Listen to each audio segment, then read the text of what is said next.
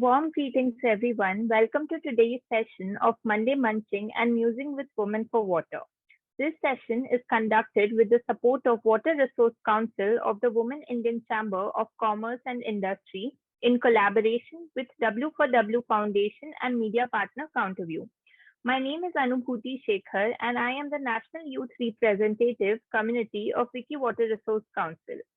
I am joined by Dr. Mansi Bhargav, who is currently holding the position of National President of Wiki Water Resource Council. Welcome, Mansi. We are glad to start the conversation, namely Monday Munching and Musing with Women for Water, which we colloquially refer as Blue Lip. The conversation is aimed to share the worries and the wisdom by the woman, for the woman, of the woman in the water sector. In here, we hope to learn about the water endeavors of the woman in a regular disciplined manner like a masterclass. Today, in this session, we are here to listen and know more about Professor Dr. Ranjana Ray Chaudhuri. Dr. Ranjana is a civil and environmental engineer by training and has a PhD in hydrology from TERI SAS.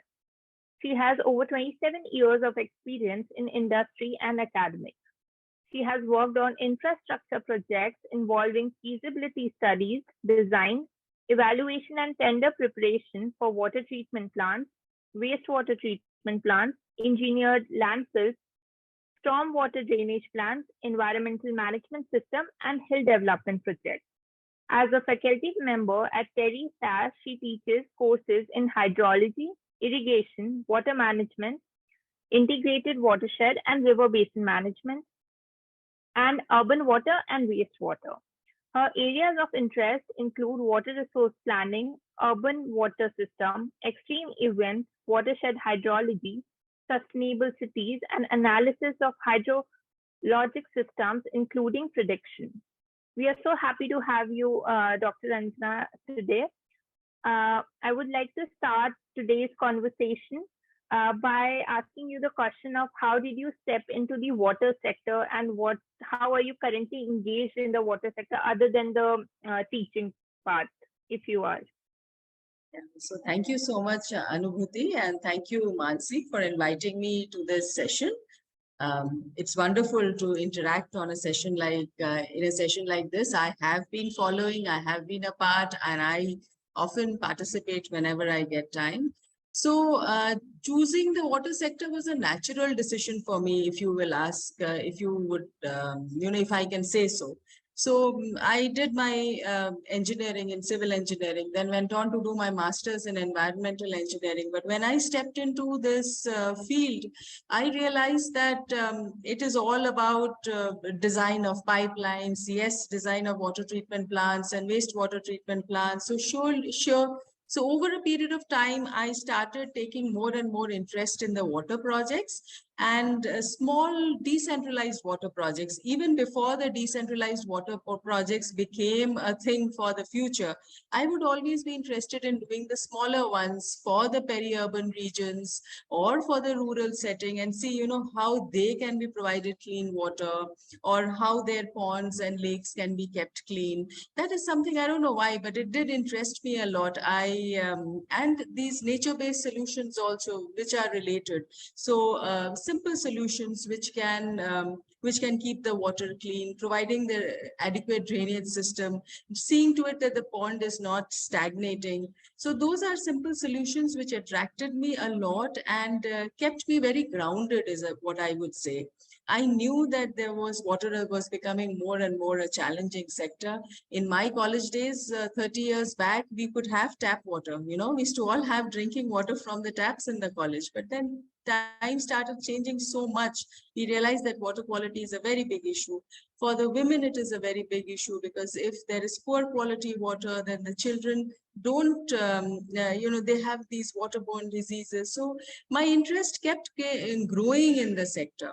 And when I came into academics, I realized that doing these kind of projects was extremely important. And that is the reason we did a project on landscape, using landscape approach, wherein we worked in Kanpur in the leather industry and looked at all the pollution that chromium and other things were causing and how the agricultural yield was going down.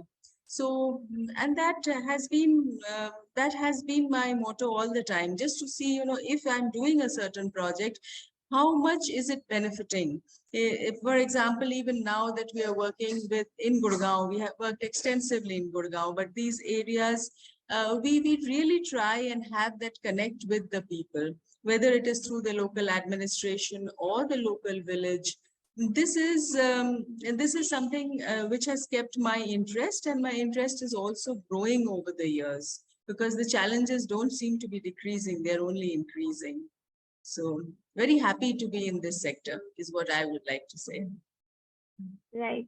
Thank you so much, Sanya ma'am, for sharing the background of how you started your journey in the water sector. Like you mentioned about your inclination towards decentralized wastewater treatment and working more towards the smaller projects. Would you like to tell us about the challenges that you have faced or any fruitful things that you have seen working over the years on these smaller projects? So, like whenever we talk about smaller projects, we always face a lot of problems related to the community and all the stakeholders that are involved. So, would you like to share any instance that is related to like what one of your projects? We would love to hear like something major challenge that you have faced. Yes, what I would like to talk about is again first village setting, and that village setting is of course so there are two. When I talk in terms of the landscape approach project, there are two settings that I would like to discuss. One is a village which is close to Kanpur, in the Kanpur Dehat region. So there they did have water because they were close to the river Ganges. But even then, clean water was a problem. So so when we told them that they could have these small rainwater harvesting structures, and then there could be tanks, and through that they could get clean water, because there could be small filtration units which are attached to their tanks, and clean water would be something which is accessible to them. And that was a success, and the community really came forward and participated, because these projects in the villages, as you know, without community participation, it cannot happen. And the other is when we went to Hardoi area. So there, those villages are of course typically sugarcane villages, and there they were using groundwater because they did not have access to canal water or river water. Now that there, the groundwater that they were getting, most of the time the groundwater was of good quality. But if they had problems of, let us say, iron content being high in the groundwater, or the nitrate content being high, and that nitrate content was high because of sewage contamination that was happening. So what we really told them is that you have to have a separate connection for your sewage, and please try and have a small wastewater treatment that you can do through constructed wetlands and that kind of thing. Then your groundwater will not be polluted. So when we actually explained the things to them about an unconfined aquifer and how it is leading to the problems, that is where we found that the community was willing to listen. So one has to spend time with the community and understand their problems. It is only then that they will be willing to accept the solution, because they are also looking forward to that solution. They realize that these simple interventions can improve the water quality, and it helps them.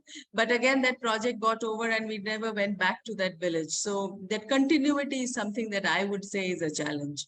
How to go back to the community and see where they are today, how much has it helped them, and can we do it on a much larger scale? That is what I would like to say. Right. Thank you, ma'am. I think spending time with community and working with them, not for them, or it's like a together thing that we have to find time and like understand what they want is very important. Yes. My next question is related to a little bit about how do you manage, how do you sort of keep balance between your work life and personal life? Like we were just talking about how you keep traveling to Bangalore. Would you like to tell us how do you, like, after spending so much time in this profession, how do you balance your work and personal life? That's a little tough, though, though I would most of the time I don't acknowledge that I have support, but perhaps I do have support. The very fact that my husband is posted in Bangalore and I continue to work in Delhi and there is no conflict there. And my daughter is again back in Bangalore, studying in Bangalore. But yes, it has not been easy. So when I was younger, that work-life balance, personal life balance was very difficult to strike. And I can tell you this, that while I was working with the infrastructure projects, the consultancy, those were far more grueling in the sense that I would be out on site visits for 3 days, 5 days continuously, or if there was a tender to be submitted, then those had a deadline and I had to work till pretty late in the night. And those were taxing, and that is the reason that that is one of the reasons that I gave up my career in the consultancy, and then I came to academics. But the switch was not so much the way it is sounding. Of course, I spent a few years of my life in the Middle East, and when I went in the Middle East, I got an opportunity to teach in an engineering college. And that is what made me switch. That made me realize that I like spending time with the youth and I like to teach. This came as a revelation to me. So I spent the first 13 years of my career in infrastructure projects and consultancies. I did take the grind, but yes, it was getting tough for me as my daughter was growing up and my parents-in-law were growing old. It was not a very easy phase of my life. But going to the Middle East, working in Dubai in an engineering college, I understood that I want to be in academics. So since I have been in academics, the work-life balance has been a little better. But in this, if I am honest with you, I will tell you that my PhD was very late. So it is only recently that I completed my PhD. So there, somehow that took a back seat. Ideally speaking, I would have liked to complete my PhD a good 10 years before I did, but that took a back seat because again, when I came into academics, I like to teach and I like to do projects. While doing PhD, doing research needs a different level of hard work and a level of focus, and that focus I didn't have. So yes, I've been doing this balance up and down. Sometimes my family life does better, sometimes my career does better. I'm not willing to give up on any of them, just by the way. I still feel I have a good 10 or 15 years left and I want to keep working. So that is, I think that is the spirit that women need. Don't give up. Even if there are times when you feel that that's it, I don't need to work anymore, just don't let that thought come to your mind. It's all right if you don't reach the top, is what I feel, but keep working. Right. Thank you so much, Anna ma'am. My next question was supposed to be asking you about, did you ever face any setbacks from your profession? Like, did you ever feel that you had to compromise anything? But I think you have covered that portion as well. Not really. No, I would I can hand it talk over to about that. Mansi ma'am to take it forward from here. Okay. Thank you, Anubhuti. Thank you so much. And also, Ranjana, listening to you, it almost feels like deja vu for my own career as well, So that's very interesting to understand that PhD came late and how, when we start career as professionals. And also, I think it is our education system which encourages us to be more in the professional side than on the academic side. And certainly when then these revelations come that, oh, no, I enjoy teaching and I love to be with younger people. There is more innovation, there is more engagement. And somewhere in between this transition phase also comes where we like to do both, to do a little bit of research, do consultancy, and also try to set our foot in the academics. And I already know you for quite some time now, and it's so wonderful to see how well you are doing in academics and still doing projects, both research and consultancy. So I think now academics is of course at the forefront and rest takes the backseat, but then they are interrelated, which you are working on. So that's good to see. So I will continue with the question which Anubhuti was asking, and as you were also mentioning that you have more to add. So an important aspect which you mentioned from the field is This is where my next questions will also follow up from there, that when we work as consultants or researchers, a major challenge comes is our continuum with the cause, particularly when we have funding or project or grant for a project. We do that and then we move on in life, and then we hold on to another project and so on and so forth. That's a very professional life. But when we look at leadership, and I am not embarrassed to really use political leadership as a anonym. We see that they have better continuity in the profession with the people than we professionals have. So I would like to know from your professional experience, if you have been attached with any project for a long time apart from the academics, of course, and how is that feeling, and what kind of opportunities you see to stay with people, stay with project for a long time, good long time, and what it feels. So thank you. Yes, I know most of the time, as you said, we move from project to project, but the association with Gurgaon administration has been a long one. Yes. It is, again, it is, of course, not long as in a decade, but certainly for the last 7-8 years, we have been working in Gurgaon from one project to the other. And we have largely been able to keep that connect with Gurgaon is because of the work that we have put in. And there have been times when there have been failures. It is not as if all our work in Gurgaon has been success story. It cannot be, because the city is growing. And sometimes you have all the right information, sometimes you don't. But even when there have been challenges and we have gone there and addressed the challenge and accepted that, look, this was done in a particular way.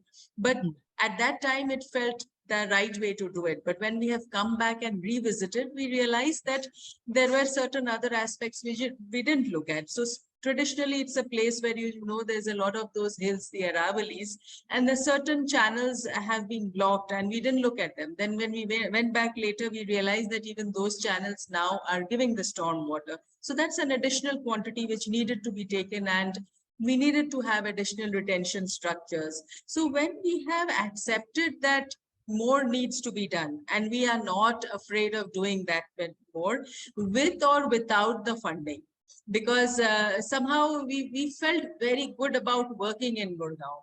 And the people there also have been very accepting. So we have students from Gurgaon now, and when they come to the academic institute, they are the ones who tell that, we have come here because we didn't know about TERI School of Advanced Studies. It is the local administration. It is the Gurgaon Municipal Corporation of Gurgaon, the GMDA, the Gurgaon Metropolitan Development Authority. It is those organizations who have seen the good work that you have done. And therefore, they, and that I feel is a long-term relationship. And somehow I feel very committed. Now that we are working in the Aravali Biodiversity Park also, there too, the groundwater, recharge of groundwater is not easy. And we have been very honest with them that please don't expect us to give us those massive figures and huge, fantastic figures and so many million liters हम आपको पानी दिला देंगे, ऐसा होने वाला नहीं है, क्योंकि वहां पे वो retention ही नहीं हो सकता. And they accept, and that is how I feel that somehow that honesty and trust matters, and that has helped us to keep on, and both, it's from both sides. The community there is accepting, and we are also very accepting. We know the challenges of working there. And they have given us a little bit of freedom, and the various NGOs which are working there, they have also been very accommodative, I feel, and they have acted as a very good network between us and the administration. Oh, very nice. I think you put it very nicely when we talk about this long-term or continuum in association. Project is a secondary thing, but it's like evolution of the place, of the people, of our own profession, of the subject matter, and also how we can solve the problem together rather than taking a very different approach of I know everything, rather than let us go and do something together. So very well put. And of course, you are also very good speakers and Oh, also I am. very good doer. So Thank you. because you are so well connected with the ground and so well connected with the people, you also have a feeling of the, what we call as nerves of the society in very nice way. So that brings me to the next section of our questions. And that is more focused on leadership. From knowing you as Ranjana, we would like to know how Ranjana looks at women leadership. And, we have been trying a little bit from our end to do little things in the water sector and focusing more on the leadership. And with your large experience across projects across the country with all kinds of people, all kinds of stakeholders across the world as well, you must have noticed, as we all notice, that the presence of women in the water sector, and particularly the acknowledgement and appreciation of the contribution they do to the water sector. It's applicable actually in all the sectors, but just because we are focusing on water sector, we will just focus there. Is their presence and and their participation is not well acknowledged and appreciated, and that's the very reason also we are doing these conversations as well. What is your feeling about it? And if you agree, why do you think it is like this in the society? And if you disagree, I will be very interested to know why you think it's not the way I am looking at it. Over to you. Thank you. So I agree that women are not well represented. So often those pictures that you put up on the various groups, you Yeah. definitely make it a point always to show us that, look, they're all men. There is only one lady, if at all there is one. And largely that lady keeps silent. She's just there on The the side dais. of the photograph, Yeah. on one side of the photograph. Exactly. She's just there on, and men grab all the attention and they are the ones who are talking all the time. So I feel that the society has a lot to do with it.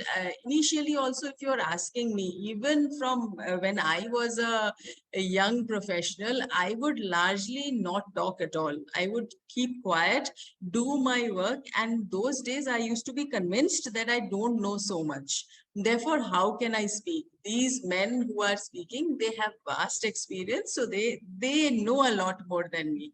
So it took me a long time to realize that no, even I know many things as well as them, if not a little better. But that confidence took a long time in coming, frankly speaking. I didn't get that encouragement from those men sitting on the dais to say that, Ranjana, we want to hear your views. Yes. So that encouragement was not there. So somewhere I think we need that encouragement, especially in our 30s, mid 30s, we expect. But now, of course, I agree that the girls are a lot smarter, and I'm very happy to see that the girls today are a lot smarter. And they don't need somebody to tell them that come and speak. They will definitely, if they're given chance, they definitely take that chance. And I'm extremely happy to see that.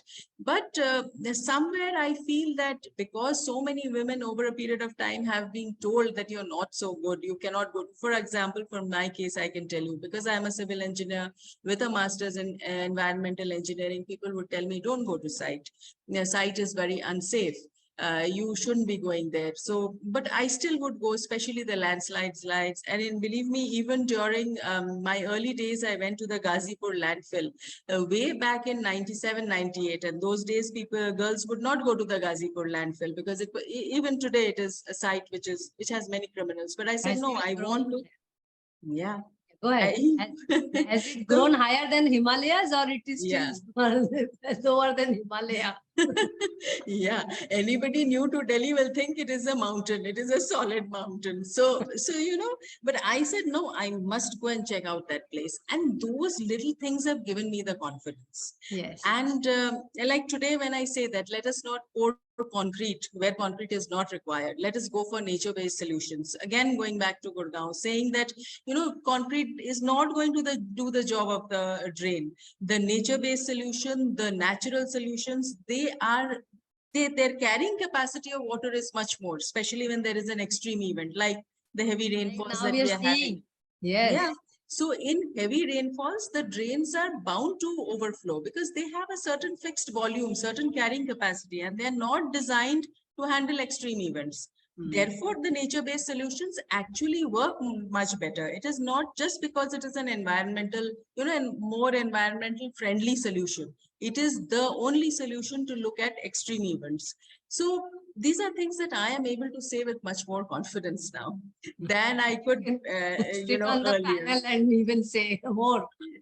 But then So, will you not yes. look at a situation where we have equal number of male and female in the same panel, and females are not doing the comparing, sitting standing Yeah, on the yeah. side and bringing those trays of full mala and mementos and doing much more than that. Much more than that. Yeah. When I was at Anubhuti's age, I used to be always surprised. There's beautifully cladded women. They are just doing housekeeping activities, and all the men are getting treated so well in all these events. Probably those kind of things will always disturbed me, and that's why I'm here today. But continuing the same question there, you mentioned a very important aspect where you said that I was hesitant to speak, and that has changed, of course, over the period of 2-3 decades, which you are also seeing. I am also seeing with people like, we have Anubhuti here, who is already now a national leader in her own ways. Where do you think we need to really see, once we know we can speak, do you think we are still heard enough? Because that's also the equally important part, because many places, not in my case, because I am outrightly rejecting where I'm just an extra in the film, like dancing behind the hero and heroine. I'm usually negating that role. But many a times, most of the participation of women is mere a tokenism, many a times. I mean, we still see in premier institutions, premier organizations, premier events of the country. How do you think we can change that scenario? Right from ministry to even the grassroots level activity.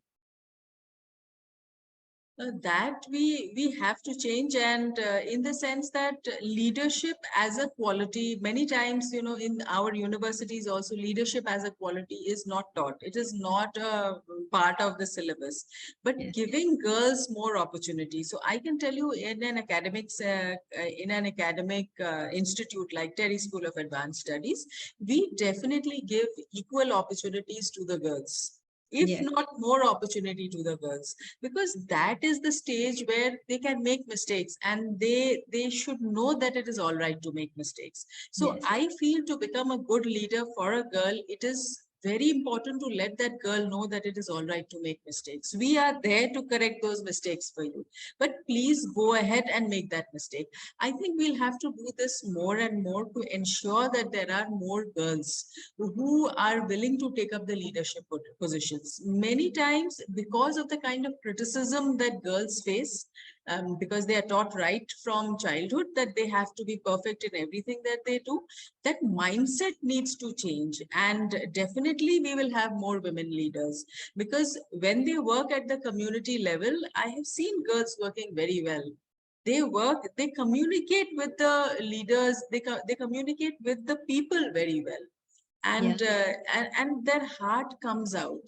It's just that they're waiting for that opportunity. And let's believe now, and maybe, all of us together, let's create those opportunities where the girls will go and take up these leadership positions. I am just hoping, waiting for that day, because every time that a student comes back to tell me that, ma'am, I'm working in so and so organization in this position, not just as you said, an assistant manager, but a team leader, a leader who's leading the vertical. It gives us immense pride, and they are all doing well. Yeah. Once a girl reaches that position, nobody then can say that they are not doing well. They Yes. definitely work as very good leaders. But we have been behind, in our generation, you and I, Mansi, we don't have these women. We We have did not some, get mentorship also to do this yes. kind of things. The way Anubhuti and others Mm, are now knowing that this is an issue. In our time, it yes. was not even discussed as an issue. No, it was never discussed. Only few black sheep like me, or you can say black swan like me, were always fighting here and there, So, but anyway, I will continue with the same question instead of going to the next question, because you raised some important points here. And you did talk about that we are not teaching leadership. And I think that's a big drawback in most of the courses, not limited to water again, but we focus our discussion on water here.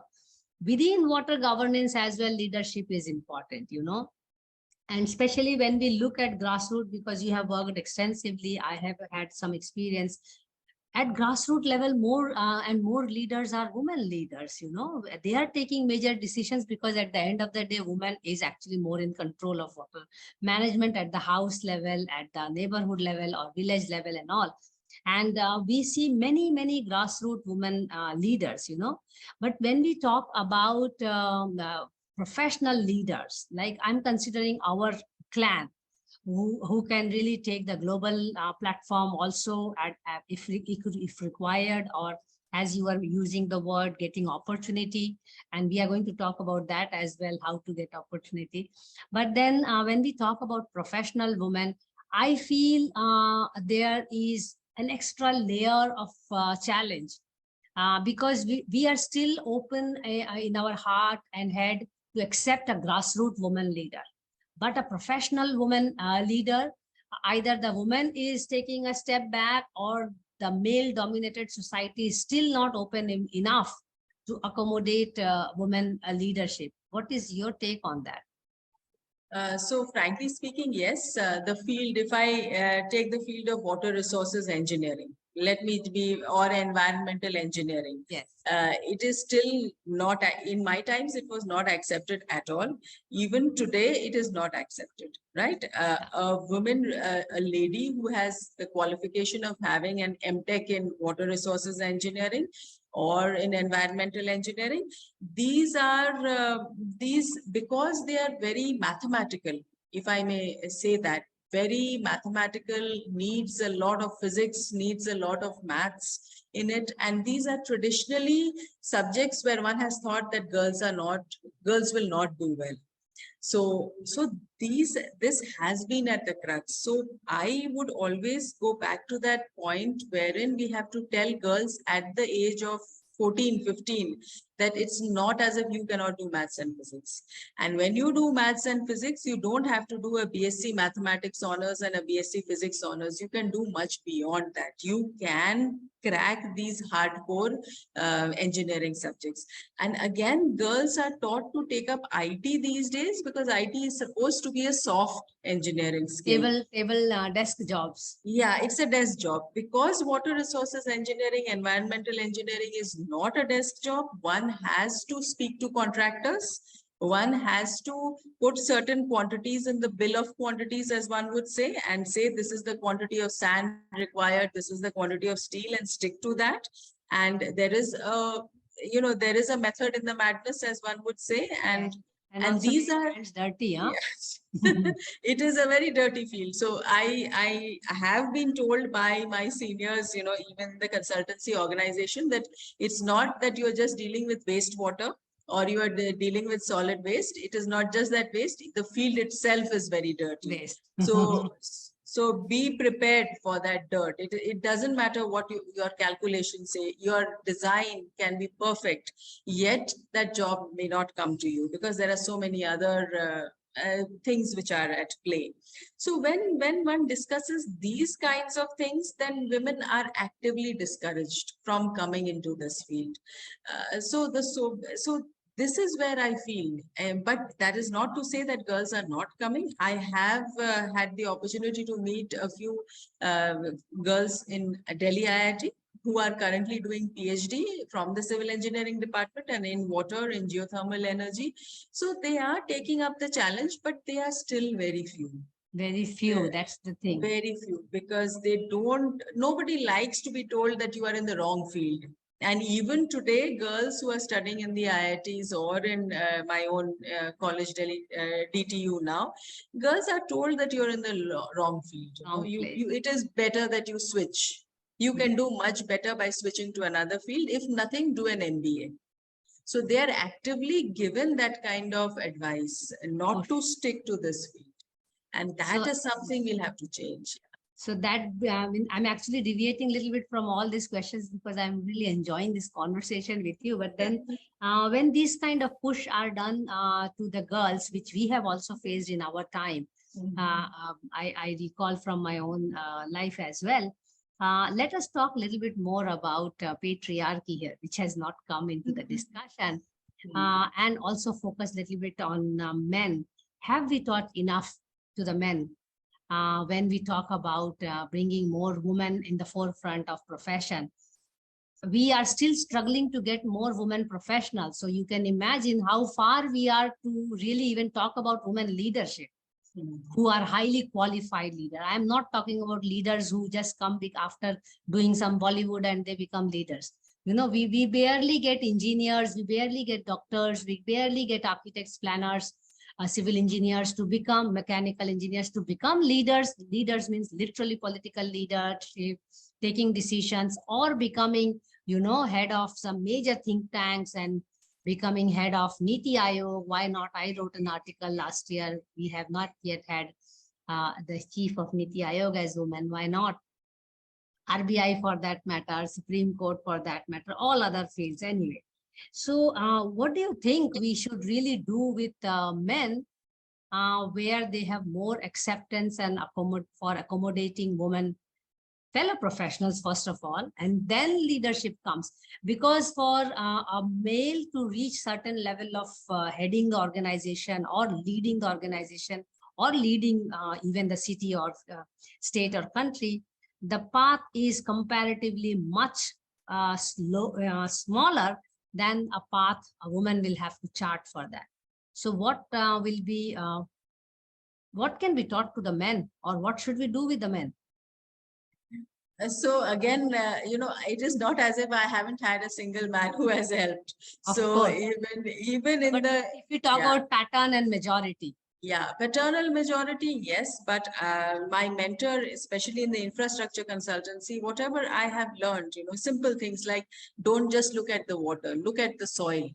The soil is so if my knowledge in soil is very good, it is because these men have told me that you were only looking at the water and therefore you went wrong. Especially in case of landslides, you know, you didn't look at the soil. So it is important. Go back and read these textbooks, come back to me and I will tell you how. So, but these men are very few. Most of the time, exactly. the you men need are good mentors. Yeah. And men, there are good men mentors. Yes.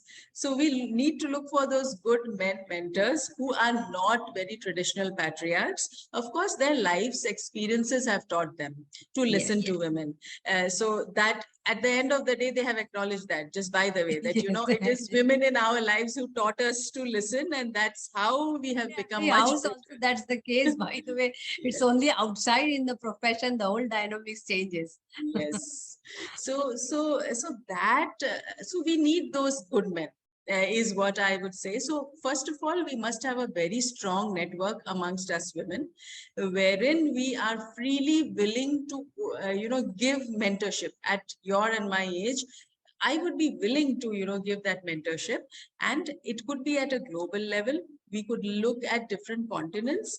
And we have to look for those few good men, because patriarchy is not going to go away so easily. This is my strong belief. They are there. Patriarchy is here to stay, at least for a few more years. So we have to look for those few good men who will help us in our journey. But largely, we charter a course in which we are very willing to mentor girls, young girls, middle age, 30s, in their 30s, so that they are able to reach those leadership positions and contribute. They only need to be given that chance. As of now, those chances are denied to girls. Yeah. So we need to have an excellent network amongst ourselves and a few good men. Yeah. So let's not discard all of them. But of course not. But the general pattern says if all men were very good, then we were not discussing this and we would not have had a council also, to be honest. So that way we should thank men that they allowed us this opportunity to start a council and talk about it. So I will move on to my next question. And you were already talking about having a good network and all, and you are already seeing we are trying to do that through the Water Resource Council and all. But I go back to one point which you had raised, and that question is also in our list of questions, and that's about that we are not doing enough leadership mentoring or training for people. And actually, it's not there even for men. I mean, it just happens with them because they are in majority. But let us understand what kind of additional skills one requires apart from having the technical professional skill. Because personally, I strongly believe that being a professional is one part, but being a leadership requires some extra steps or some extra skills. What do you think are some additional skills which are required? I learned from you in the beginning itself, you should be speaking your heart at any given point in time, but additional skills, hardcore, tangible, intangible skills, what do you think are need of the hour for women to really enhance? Yes. So leadership, I always feel a person has to be willing to go that extra mile. First of all, willingness. First of all, yes. One has to be willing to go that extra mile, and a leader has to be selfless. So in again, in the engineering profession, if I know a particular kind of design, or I know a particular kind of software, I tend to keep it to myself. I don't want others to have that skill. So a leader also has to be selfless and go that extra mile. These are very important qualities for a leader. And that leader has to be grounded. That has been my life's experience has taught me that a leader, and the leader has to be willing to take criticism. A person who cannot take criticism can never be a good leader. So critique is very important. We have to be able to sit on a table and discuss things. So a leader also needs to discuss their strong points and their weak points. It is important that the leader says that, look, I am weak in such and such things. I would expect you to contribute. So the leader should be able to get contribution from all and not slight anyone in the team. That is something that again, this comes from my experience as a teacher, that in the class, there is that student whom perhaps I have given opportunity to all students, but not really taken that extra step for that student. But when those students have come back and told me, thank you, ma'am, you taught this and it helped, and today I'm in such and such position. And that told me that, yes, I never discriminated in class. So no discrimination. That has to be a very, very important quality of a leader. A leader has to have leadership qualities. I'm very clear on that. So in all kinds of education, why are we, shying away from doing formal leadership? If we are teaching a student for 2 years, let's say at TERI School of Advanced Studies, where I am also very much involved, and I'm really grateful to the school as well as you and Fauziya to have me. But my architecture, my planning course here at TERI School, why are we not having a semester course on leadership. What stops us to do that? I mean, is it only the academic curriculum, or we have not yet reached a situation? And it's not about women leadership, it's about leadership skill. Because in any sector, leadership is required.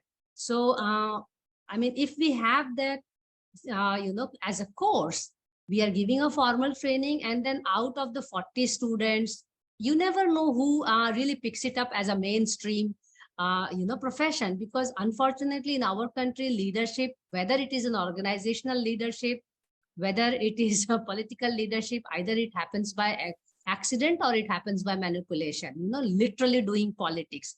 It does not happen naturally as, as a skill which has been utilized in the setup, or whether it is organization or party.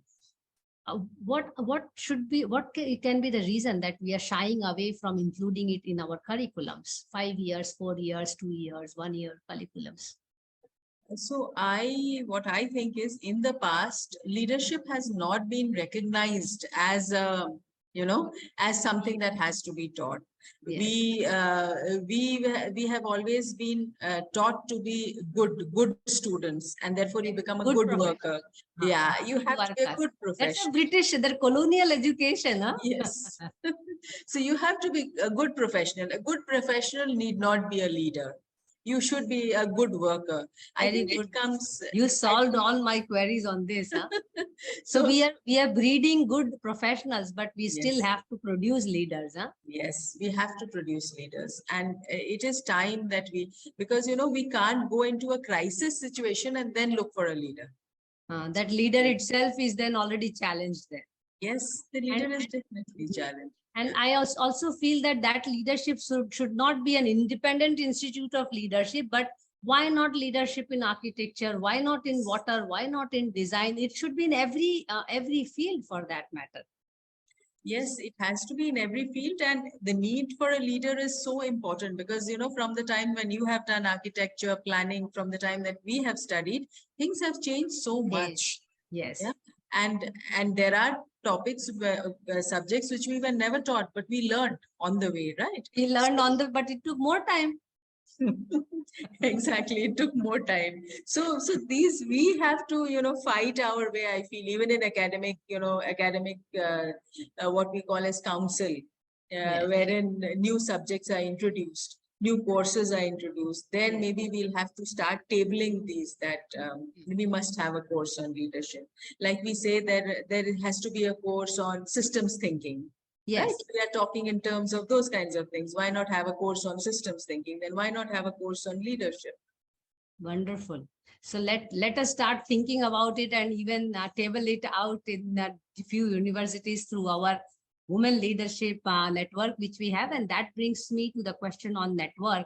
You did mention that it is extremely important that we must have a network which can be we can hold each other's hand, we can work together, we can also ekta mein hi shakti hai jaisa wala and then also the mass is visible, that there is a platform. And you saw that we are already trying to get more and more women in the Wiki Water Resource Council, and now we are nearly 75. So what do you think, as a platform or as a network, we can really bring a difference in the sector? I mean, because you are also a member of other associations and also. So how do you think women can also benefit from these kind of platforms? So to be very honest, you are doing excellent work, Mansi. I must compliment you on this Wednesdays for Water and the Wiki Council. I must acknowledge, I have never been that kind of a networking professional, a professional who believes in or has been part of many networks. By my affiliation, I have been in a few. But the kind of work that you are doing with the students, with the others, that has really been an eye-opener for me. And I myself now realize the importance of these kind of networks, and definitely women will benefit. Because the opportunities that you are giving, these are opportunities when we are in our silos, we never get to know. We only hear of them, and we admire those women who have reached those positions. Yes. So it is time that we convert that admiration into reality and develop this very strong bonding in the network. And this will definitely benefit women from not just different parts of India, but from across the globe, because sometimes it just needs that one conversation, that one email to open those floodgates of opportunities. That is why the network is very important, is what I feel.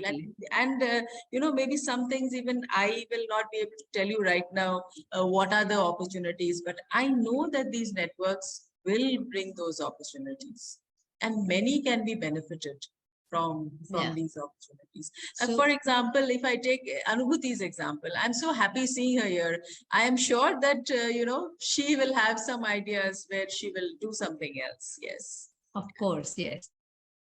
A stepping stone for her career, so, and we are trying to do it together so that we co-learn in the process. Yes. That's the whole idea as well. That brings me to a question to you, because because you are also president of the Wiki Water Resource Council, Delhi City, and you will also expand the network, and we must have some expectation when you join the council. So what do you think as a council member, not you alone, but in general, what kind of expectations do people hold from such councils or platforms, so that we can start exploring how can those be, worked around?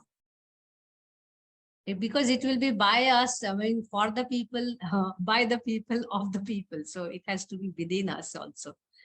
Yeah.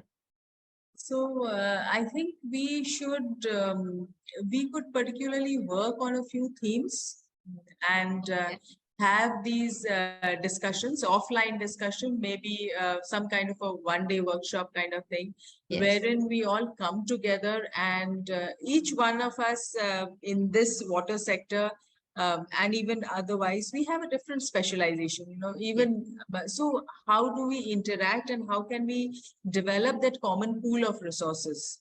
That would be important to understand.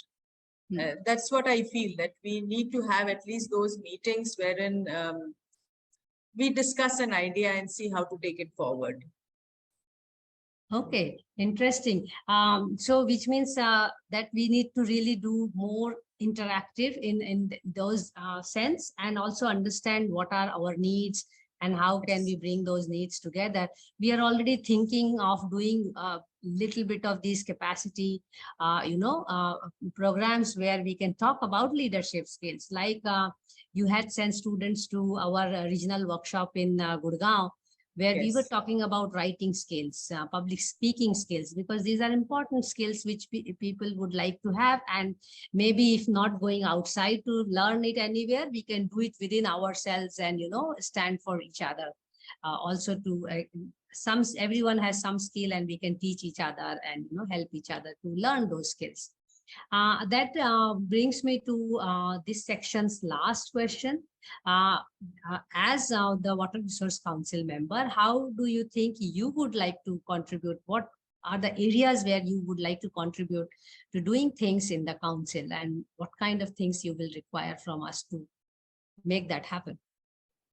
I feel that if we could develop a few projects wherein, the project is developed wherein we can get other women to learn.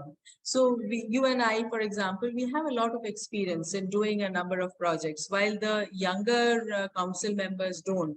So can we develop a project wherein we are able to give them that exposure, and they also learn how to work in these projects with the community? Can we develop those kinds of things? But again, I know that funding is a challenge that you mentioned right in the beginning. How do we arrange for that funding, so that a small seed grant maybe, but in that we form a team where there are younger members, the younger council members, and we go ahead and do that project, and we teach them how a project is to be done. What skill sets are required. Can we do something like that? Okay, interesting. Because one of the things which I would definitely like to run in the council is how to write funding proposals. Yes, absolutely. That itself is a skill which is required. And once one has got the project, then people like you, Fawzia, can take it up and, see how the project is done. So there are multiple stages where we can start grooming each other and bring that up. An interesting part you also mentioned during somewhere in the middle of the conversation, where you were talking about, bringing women together, and also bringing women to discuss about, speaking about in public platforms and all. And probably that can be also a good way to see how institutions like TERI SAS can be engaged to, organize these kind of leadership skills. If not a full-term course, but we can have a leadership workshop, because one can teach a lot about water, but if not taught about leader, we are still continuing to produce good professionals. And here our agenda is to get more leaders out of good professionals. So how can we do that? Emotional build up, intellectual build up, and confidence build up, that a professional can start thinking that I am ready to take those extra steps. Rightly mentioned by you that it requires a lot of selfless efforts, and I'm not denying that. I will be very honest on this, the way we are working here at the background. So yes, one has to give time and dedication, that has to be dedicated to the cause. That's very much required, because nobody can push you to leadership. Yes. It has to be within. You have to be knowing that you would like to do it, and you are willing to give time and other resources as well. Time is not the only resource. So it takes a lot of toll of your health and emotions and, other things as well. Totally, I agree with you. One has to be willing to make those sacrifices. Yeah. Absolutely. Yeah, that brings me to the last question, which usually Anubhuti is asking, but I'm reading her message that she has network issue. So I'm going to ask that question, which is not a difficult task for a person like you, who is all the time around youth. And you are also realizing that the percentage of young women in schools like TERI SAS is increasing every year, and it was all there for quite, it is there for quite some time, that equal number of boys and girls join, but it's only in the long run of profession we see that girls take a back seat for a lot of family reason, professional reason, personal reasons, and then only men are there, or more men are there in the sector. So if this is the case, and if we are seeing the rising water crisis in the world, in the country right now, water is everywhere, especially in Gurgaon, Delhi, I was looking at some of them. Yeah. What will be your message to the younger generation, particularly who are entering the water sector?